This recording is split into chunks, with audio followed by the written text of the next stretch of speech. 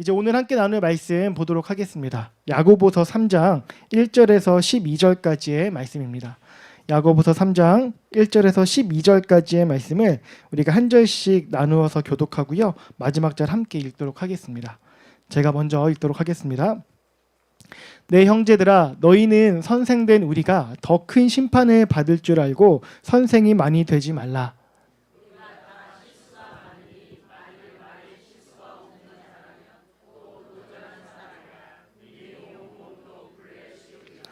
우리가 말들의 입에 재갈 물리는 것은 우리에게 순종하게 하려고 그 온몸을 제어하는 것이라.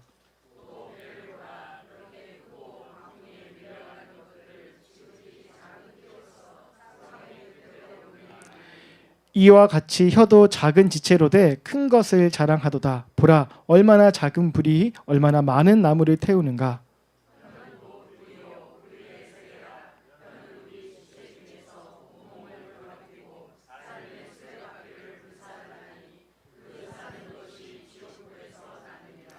여러 종류의 짐승과 새와 벌레와 바다의 생물은 다 사람이 길들일 수 있고 길들여 왔거니와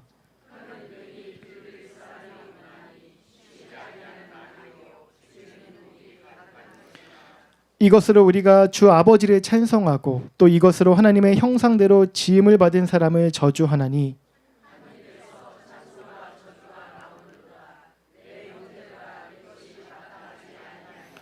샘이 한 구멍으로 어찌 단물과 쓴물을 내겠느냐. 내 형제들아, 어찌 무화과 나무가 감람 열매를 포도나무가 무화과를 맺겠느냐. 이와 같이 짠물이 단물을 내지 못하느니라. 아멘. 네, 오늘 우리는요 야고보서 말씀을 함께 나누려고 합니다. 우리에게 잘 알려져 있는 종교개혁자 가운데 한 사람인 마틴 루터는요 이 야고보서를 가리켜서 지푸라기 서신이라고 이름을 불렸습니다. 당시 루터는 오직 믿음으로 구원을 받는다는 이신칭의 교리를 강력하게 주장을 했는데요. 그런데 이 야고보서는 행함이 없는 믿음은 그 자체가 죽은 것이라는 이러한 내용들을 많이 강조되고 있었습니다. 그러다 보니 루터는 이 야고보서를 믿음의 핵심에서 살짝 비껴 있는, 벗어나 있는 별로 중요하지 않은 서신이라고 생각하면서 지푸라기라는 별명을 붙였던 것입니다.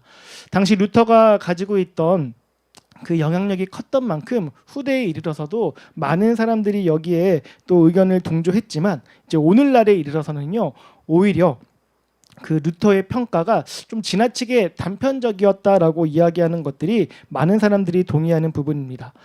왜냐하면 야고보서의 내용들을 천천히 잘 살펴보게 되면 사도 바울이 주장하고 있었던 그 교리와 반대되는 이야기를 하고 있거나 다른 이야기를 하는 것이 아니라 오히려 사도 바울이 주장하던 그 이신칭의 교리가 불러일으킬 수 있는 그러한 오해들을 불식시켜주는 보완적인 내용들이 담겨 있음을 발견하기 때문입니다. 사도 바울이 강조하였던 믿음과 야고보가 말하는 행함은 서로 대립이 되는 개념이 아닌 것입니다. 바울은 오직 믿음으로 구원을 받는다는 진리를 선포하면서 당시 율법주의자들이 어떤 자신의 의로움을 드러내기 위한 어떤 잘못된 행위들을 경계한 것인데요.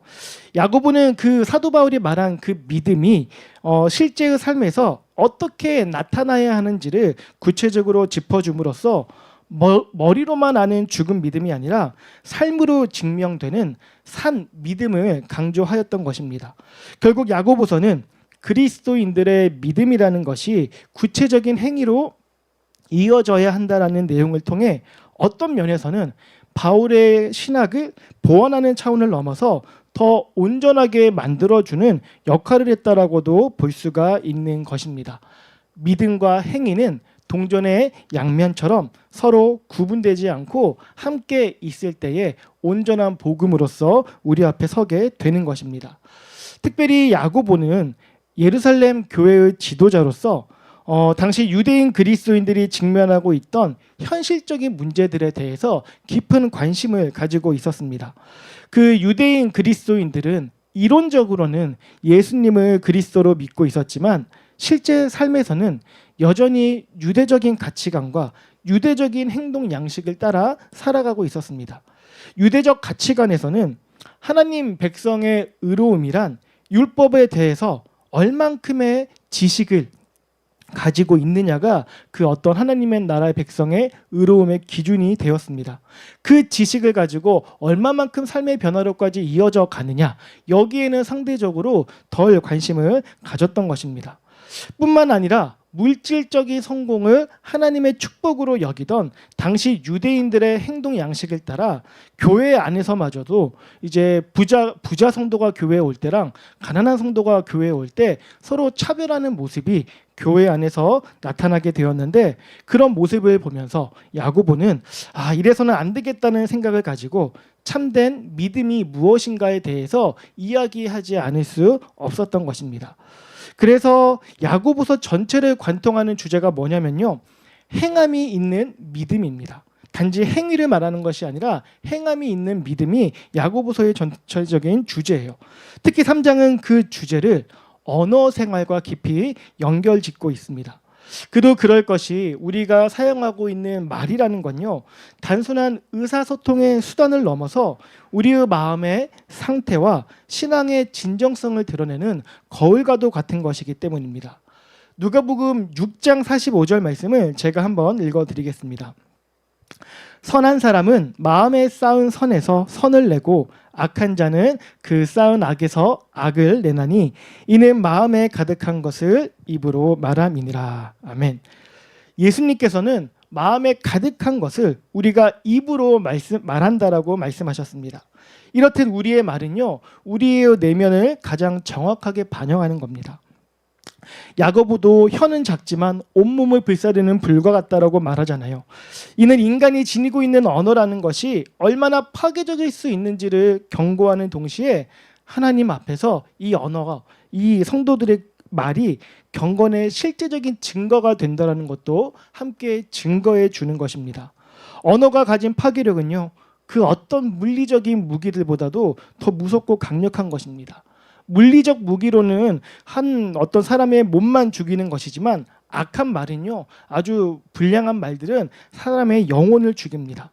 한 번의 거친 말들이 누군가의 인생을 송두리째 바꿔버리는 경우 우리 주변에서 많이 볼 수 있습니다. 그래서 이 땅을 살아가는 하나님을 알지 못하는 세상의 사람들도요, 말의 힘을 강조합니다.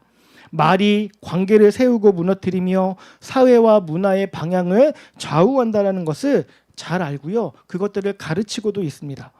과학이 계속해서 발전하고 있는 시대임에도 소통의 중요성은 여전히 강조되고 있고요, 말의 기술을 가르치는 수많은 책들이 서점에서 언제나 사람들 눈에 가장 잘 띄는 곳에 비치가 되어 있습니다. 이렇게 세상도 말의 힘, 언어의 중요성을 강조하지만 우리 그리스도인에게 있어서 말과 언어라는 건 이 세상의 사람들보다 더 깊은 차원에서 이해하고 다루어져야 하는 것입니다. 왜냐하면 그리스도인에게 언어란 인간적 차원을 넘어서 하나님, 창조주 하나님께 뿌리를 두고 있는 것이기 때문입니다. 우리 창세기를 보면요, 하나님께서 세상을 어떻게 창조하셨는지가 나옵니다. 창세기 1장 3절을 우리가 한번 같이 읽어볼까요? 읽겠습니다. 하나님이 이르시되 빛이 있으라 하시니 빛이 있었고. 아멘. 이렇게 시작이 되는 창조 기사를 통해 우리가 고백하는 것이 있습니다. 하나님께서 무엇으로 세상을 창조하셨습니까? 그렇죠. 하나님께서 말씀으로 세상을 창조하셨다라고 우리는 고백합니다. 이를 통해서 우리는 언어에 담겨져 있는 창조적인 능력을 떠올릴 수가 있습니다. 곧 말과 언어란 인간이 사용하는 단순한 의사소통의 도구로서 인간이 먼저 시작한 것이 아니라 처음부터 하나님께서 당신의 능력을 드러내시는 통로로 먼저 사용하신 신적 도구라는 것입니다. 언어에 담겨있는 이 신적 기원은 창세기에만 나오는 게 아니라 우리 신약을 넘어가서 요한복음 1장 1절에도 나오는데, 우리 요한복음 1장 1절도 한번 같이 읽어보도록 하겠습니다. 태초에 말씀이 계시니라. 이 말씀이 하나님과 함께 계셨으니 이 말씀은 곧 하나님이시니라. 아멘. 이 말씀은 태초부터 계신 예수 그리스도가 말씀이라고 소개하고 있습니다. 이것은 하나님의 자기 계시이자 구속의 중심이신 그리스도께서 말씀으로 이 세상에 오셨다는 거예요. 그렇게 말씀으로 오신 예수님의 입을 통해 선포되는 복음으로 모든 죽어가는 그 생명들이 영원한 생명을 얻게 되었습니다. 죄에서 해방되고 구속의 은혜를 누리게 되었던 것입니다. 이렇게 말과 언어라는 건 창조와 구속을 가능케 하는 중요한 통로 역할을 감당하였던 것입니다. 이러한 신학적인 맥락에서 볼 때 그리스도인들에게 있어서 언어 생활은 단순히 우리 좋은 말 하자 이런 수준일 수가 없습니다. 우리의 언어 생활은 하나님을 닮아가고 예수님의 구속을 드러내는 삶의 그리고 믿음의 증거가 되어야 하는 것입니다. 우리 구약의 선지자들이 바로 이런 모습을 우리에게 잘 보여주었습니다. 그들은 모두 하나님으로부터 말씀을 받아서 전하는 사람들이었습니다. 그들의 입에서 나오는 말씀들은 단순히 선지자 개인의 의견이나 개인이 가지고 있던 철학이 아니라 살아있는 하나님의 말씀이었습니다. 자신에게 임한 여호와의 말씀을 세상에 선포하면서 하나님께서 여전히 만왕의 왕이시고 이 세상을 이끌어 가시는 분이라는 것을 세상 모든 사람들로 하여금 알게 하였습니다. 때로는 그들이 선포하는 그 말씀으로 인하여서 선지자들은 세상으로부터 미움을 받고 여러 고난과 고초를 겪었지만 그들이 남긴 메시지에 반응하였던 소수의 믿음의 사람들을 통해 하나님의 나라의 역사가 계속해서 이어질 수 있었던 것입니다. 또 신약으로 넘어오게 되면요, 예수님께서 스스로가 하나님의 최종 계시이며 동시에 완전한 말씀이셨잖아요.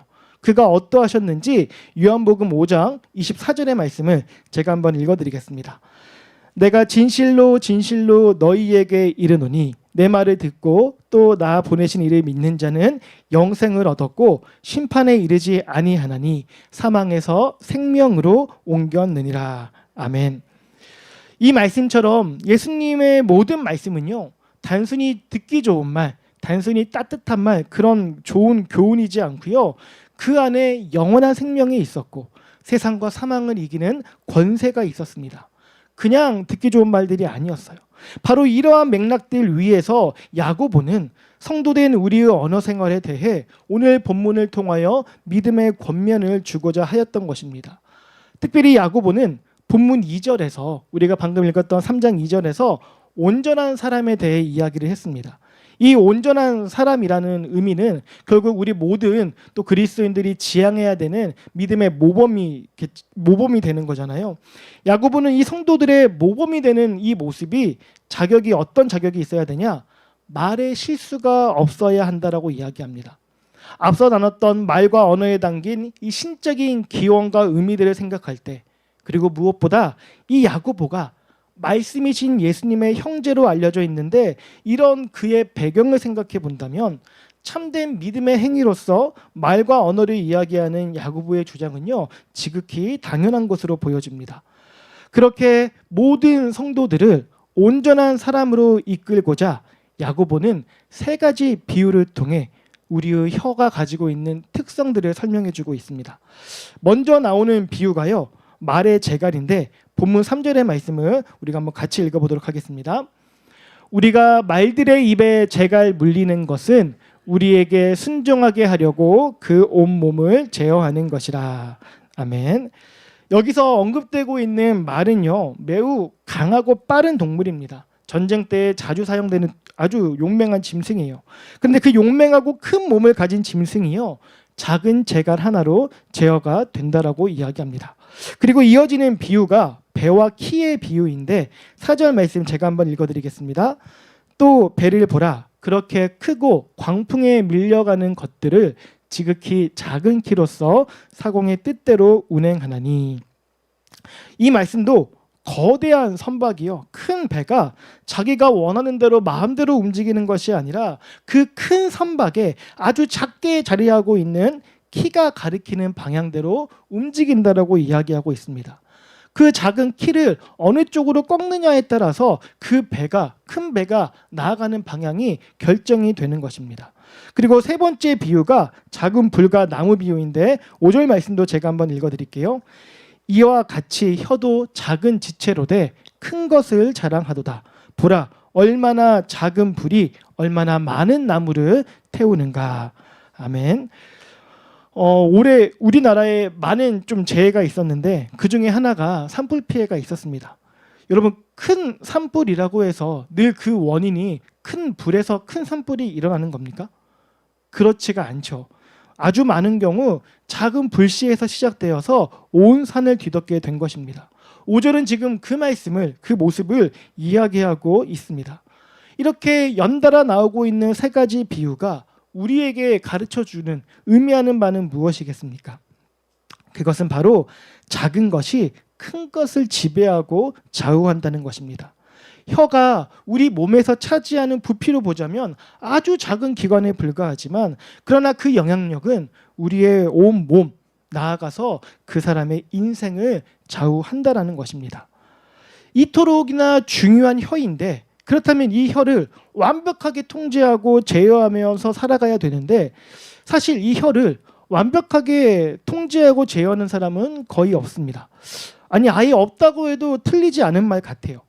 여러분 중에서 혹은 여러분의 주변에 있는 분들 중에서 태어나서 단 한 번도 말 실수하지 않는 분 본 적 있으십니까? 말로 인하여서 어려움 겪어보지 않은 사람 있을까요? 아마 한 사람도 없을 것입니다. 여기에는 당연한 이유가 있습니다. 여러분, 그 아까 비유 중에 말이 나오잖아요. 말과 재갈이 나오는데, 말한테 재갈을 물리는 주체가 누구입니까? 말 스스로가 재갈을 뭡니까? 말의 주인이 재갈을 물려줄까요? 말 주인이 재갈을 물려주어서 움직임을 제어하는 것이지 않습니까? 우리도 똑같습니다. 우리 스스로가 재갈을 물지 못해요. 재갈을 물지 않으니까 우리의 혀가 제어가 되지 않는 겁니다. 따라서 믿을 만한 이에게 우리의 혀를 제어하도록 재갈을 내어드려야 합니다. 그러지 않는 한 우리는 평생 혀를 다스리는 삶이 아니라 혀에 끌려다니는 삶을 살아갈 수밖에 없다라는 것입니다. 우리 실제 현실에서 우리가 이 혀로 인하여 겪는 어려움들 한번 생각해 볼까요? 가정에서의 경우 부모의 말 한마디가요, 어린 자녀들에게 정말 큰 영향력을 줍니다. 그 말 한마디가 자녀의 자존감을 엄청 세워주기도 하고요, 반대로 아주 비참하게 무너뜨리기도 합니다. 야, 너는 왜 늘 그 모양이냐? 너 때문에 집안 꼴이 아주 엉망진창이야. 이런 말들을 자녀가 들으면서 자랐다고 한번 생각해 보세요. 그 자녀는 평생 마음에 상처가 새겨졌을 뿐만이 아니라 이후에 성인이 되어서도 삶을 살아가는 동안 굉장히 의기소침해질 수밖에 없습니다. 그 반대로, 야, 아빠는 늘 너를 응원해. 아빠는 네가 있어서 너무 자랑스러워. 너는 나한테 최고야. 이런 이야기를 들으면서 자라는 자녀가 있다고 생각해 보세요. 그러면 그 자녀의 인생에는요, 힘이 있습니다. 어려움이 생겨도 쉽게 포기하지 않고 다시 도전할 수 있는 긍정적인 삶을 살아갈 겁니다. 이거는 뭐 직장이나 교회도 마찬가지입니다. 누군가의 말 한마디가 교회를 세우거나 무너뜨릴 수 있고요. 상사가 부하 직원에게 던지는 그 한마디가 그 부하 직원의 일주일을 망쳐버릴 수도 있고, 때로는 그 부하 직원에게 던져주는 따뜻한 조언 하나가요, 그 부하 직원의 인생을 바꿀 수도 있습니다. 이렇듯 혀가 불러오게 되는 파장이라는 것이 결코 작지가 않은 것인데, 이런 우리의 혀가 제어되지 않는 삶은요, 늘 불안함과 위태로움을 전제하는 삶일 수밖에 없습니다. 시한폭탄을 늘 이 입안에 가지고 살아가는 거예요. 그런데 우리에게는요, 감사하게도 이것을 타개할 수 있는 방법이란 게 있습니다. 그게 무엇이냐? 하나님께 우리의 혀의 주권을 맡겨드리는 겁니다. 하나님을 내 혀의 주인으로 삼는 거예요. 말씀으로 세상을 창조하시고 말씀으로서 세상을 이기신 우리 주님께 기꺼이 재갈 물려드리는 삶을 살아가는 겁니다. 여러분, 이런 삶은 어떤 삶이겠습니까? 내 입에서 나오는 말을 나의 신앙의 열매로 여기며 살아가는 삶입니다. 참된 믿음은 내 입에서 나오는 말로써 증거된다고 여기며 살아가는 삶이에요. 로마서 10장 9절에 이런 말씀이 있습니다. 제가 한번 읽어드릴게요. 네가 만일 네 입으로 예수를 주로 시인하며 또 하나님께서 그를 죽은 자 가운데서 살리신 것을 내 마음에 믿으면 구원을 받으리라. 아멘.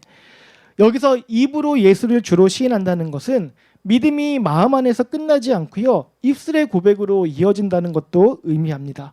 믿음이 말을 통해서 증거되기도 한다는 거예요.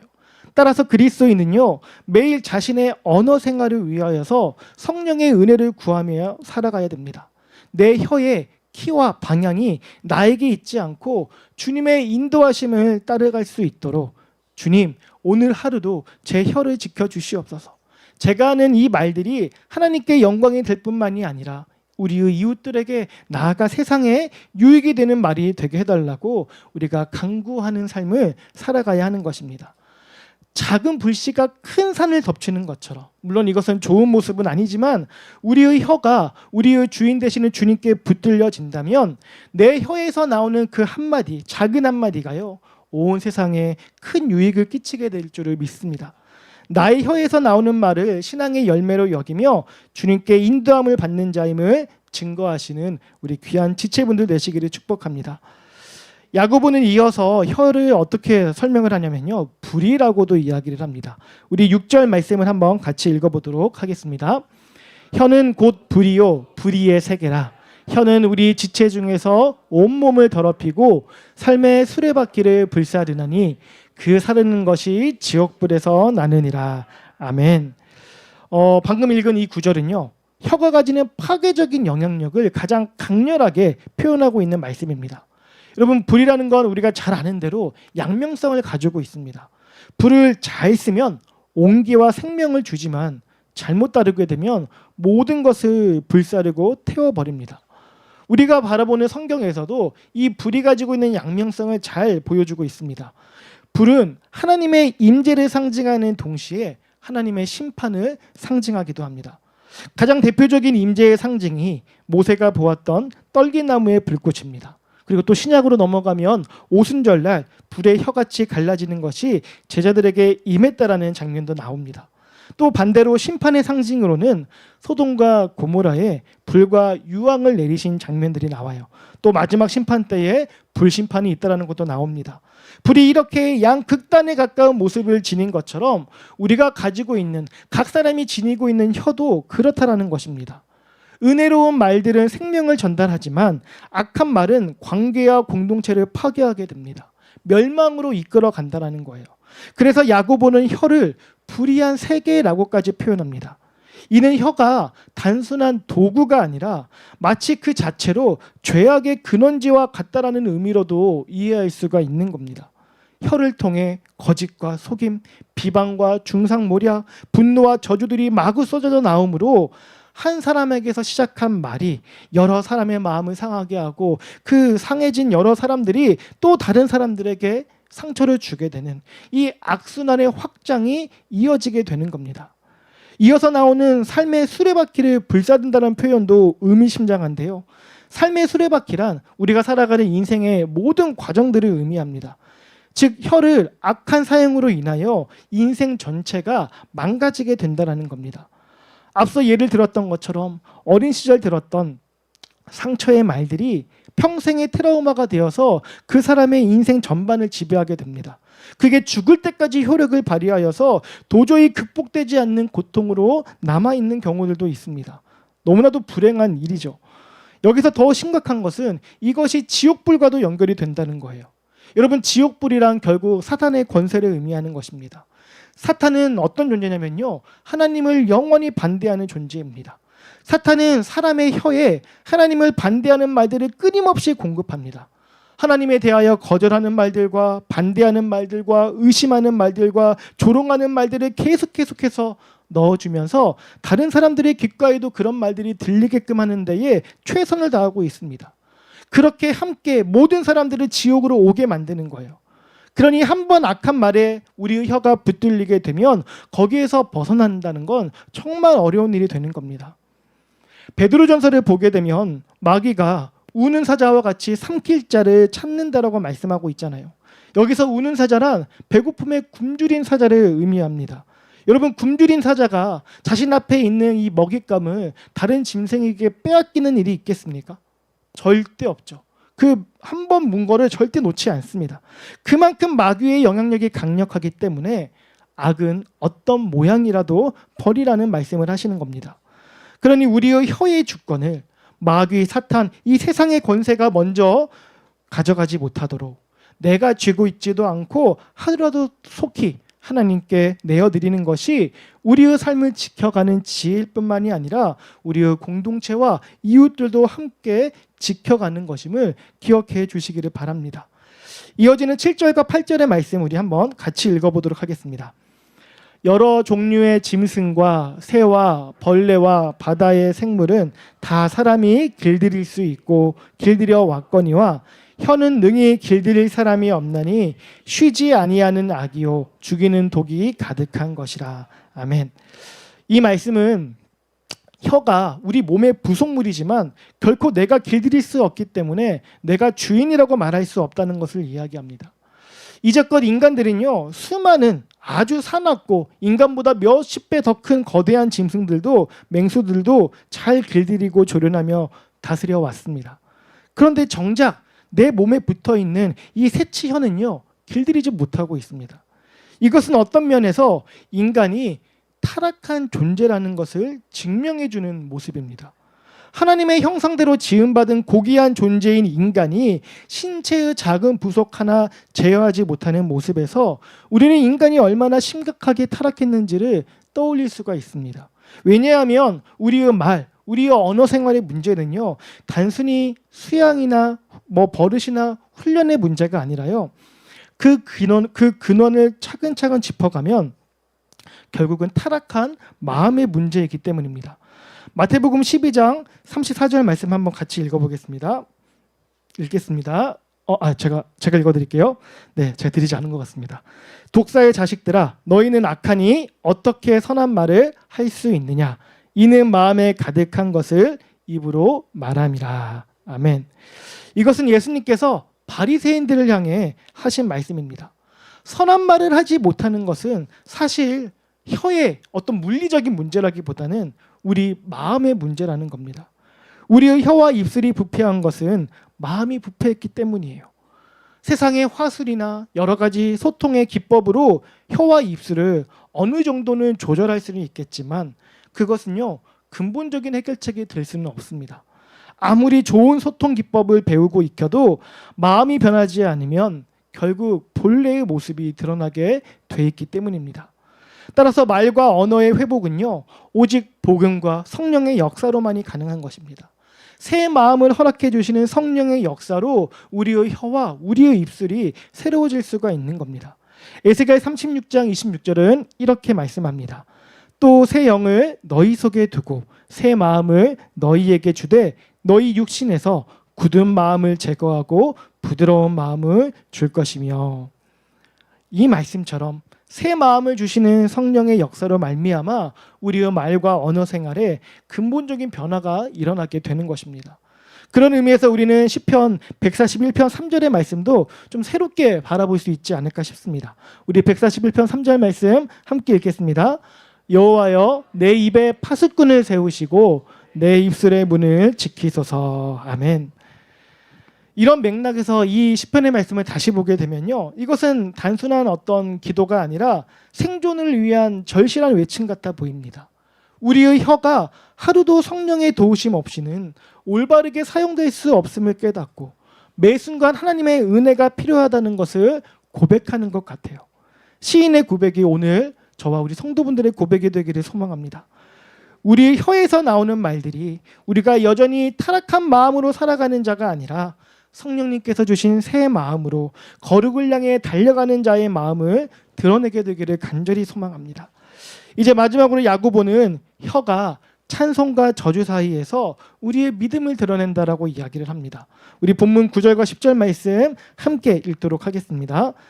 이것으로 우리가 주 아버지를 찬송하고 또 이것으로 하나님의 형상대로 지음을 받은 사람을 저주하나니 한 입에서 찬송과 저주가 나오는도다. 내 형제들아, 이것이 마땅하지 아니하니라. 아멘. 이 구절은 참 조심스러운 구절이죠. 그리스도인의 언어 생활에서 발견하게 되는 가장 심각한 모순을 지적하고 있는 말씀입니다. 같은 혀로 하나님을 찬송하면서 동시에 사람을 저주하는 것이 가능한 일이겠습니까? 여러분, 깨끗한 흙탕물이라는 것이 존재할 수 있을까요? 그럴 수 없죠. 깨끗한 흙탕물 같은 건 없습니다. 우리는 그런 물이 있다면 그냥 그걸 흙탕물이라고 할 뿐입니다. 여러분, 한 성도가 있는데요, 예배 시간에 누구보다 열심히 찬양을 하고 말씀 봉독도 하고 때에 따라서는 앞에 나와서 대표 기도도 섬기는 그런 성도라고 해보시죠. 그런데 이 성도가 예배가 끝나고 나서 교회 문을 나서는 순간부터 언어가 확 바뀐다라고 생각을 해보세요. 도로가에 있는 다른 운전자로 인해 불편함을 겪자 곧바로 자동차 문을 내리고 상대를 향해서 막 쌍욕을 퍼붓고, 회사에서는 부하 직원들을 함부로 대하고 평가하고 비난하고, 집에 가서는 배우자와 자녀들을 수시로 무시하고 하대하는 말들을 한다면 과연 이 성도는 우리가 참된 예배자라고 말할 수가 있겠습니까? 한 샘에서 단물과 쓴물이 함께 나올 수 없듯이 참된 믿음과 폭력적이고 흉악한 언어는 함께 공존할 수가 없는 것입니다. 12절의 말씀이 그것을 이야기하는 겁니다. 내 형제들아, 어찌 무화과 나무가 감람 열매를, 포도나무가 무화과를 맺겠느냐. 이와 같이 짠물이 단물을 내지 못하느니라. 여러분, 이 말씀, 여기에 나와 있는 내용들은요, 하나님이 세우신 질서입니다. 무화과 나무에서는 무화과가 열리는 것이고 포도나무에서는 포도가 열려야 하는 것입니다. 짠 샘에서는 짠물이 나오는 거고 단 샘에서는 탄물이 나오는 겁니다. 그렇다면 오늘 우리의 마음의 샘은 어떤 샘이겠습니까? 우리 마음에 있는 나무는 어떤 나무입니까? 예배 시간에는 하나님을 찬양하면서 일상에서는 비난과 불평을 쏟아내고 있다면 이것은 우리의 신앙이 반쪽짜리도 아니고 그냥 거짓된 상황에 있다는 것을 증거할 뿐입니다. 위선적인 믿음이라는 말은 우리가 만들어낼 수는 있지만 존재할 수는 없습니다. 위선은 거짓인 것이고 믿음은 진실된 것이기 때문입니다. 거짓과 진실이 함께 있을 수가 없는 거예요. 야고보가 이런 모순을 지적하는 이유는 성도들에게 단순히 도덕적 완벽함을 요구하기 위함이 아닙니다. 오히려 우리로 하여금 우리 신앙의 진정성을 점검하게 하려는 것입니다. 하나님을 향한 우리의 믿음이 참되다면 그 참된 믿음이 가장 분명하게, 또 가장 빈번하게, 그래서 가장 진실되게 증거되는 것이 바로 우리의 말과 언어 생활이니 이것을 늘 점검하는 삶을 살아야 한다라고 권면을 하고 있는 것입니다. 사랑하는 우리 성도 여러분, 우리 구주 예수님께서는 이 땅에 말씀으로 오셨고 십자가에서 그 모든 약속된 말씀들을 다 이루셨다라고 선언하심으로 우리의 구원을 완성해 주셨습니다. 예수님은 단순히 좋은 말을 전하려고 이 땅에 오지 않으셨습니다. 말의 능력을 가지고 세상을 회복하시고자 우리에게 오신 겁니다.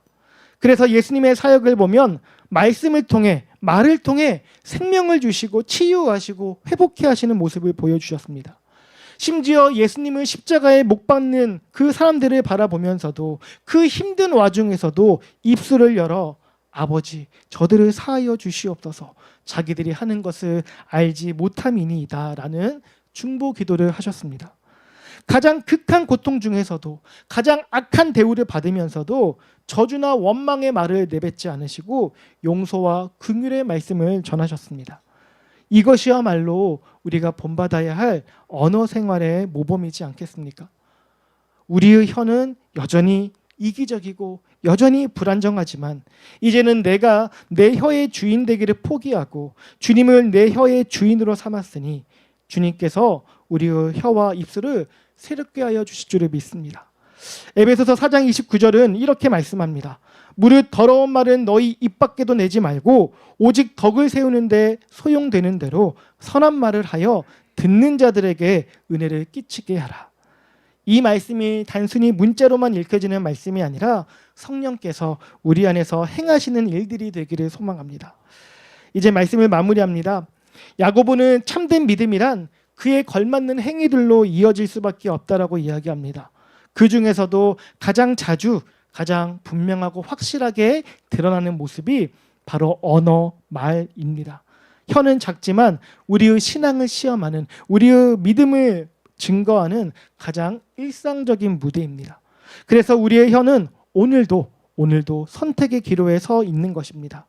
우리의 혀의 주인이 누가 되기를 바라시겠습니까? 우리의 혀가 나아가는 방향에 누가 마중 나오셨으면 좋겠습니까? 우리 하나님께 우리의 혀를 내어드리기 원합니다. 성령님, 우리의 언어 생활을 주장하여 주시옵소서. 그래서 우리의 언어가 저주의 불길이 되지 않고 소망의 불꽃이 되기를 원합니다.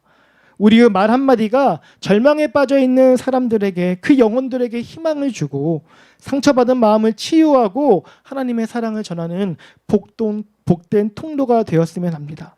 우리의 혀가 하나님을 찬송하고 이웃을 세우는 경건한 언어로 변화되기를 간절히 소망합니다. 이것이 바로 참된 믿음의 열매이며 경건한 삶의 일상적 증거이기 때문인 것입니다. 이제 우리가 매일 아침에 일어나서요, 첫 번째로 하는 일들이 하나님께 우리의 입술을 내어드리는 기도가 되었으면 합니다.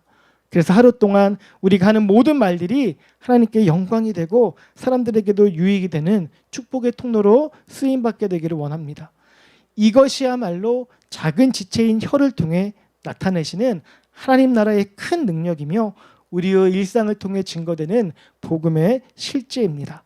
성령님의 능력으로 이 일을 시작하며 지속해 나가는 우리 모든 채움과 비움의 교회 성도분들 되어 주시기를 간절히 축복합니다. 우리 이 시간 함께 기도하도록 하겠습니다.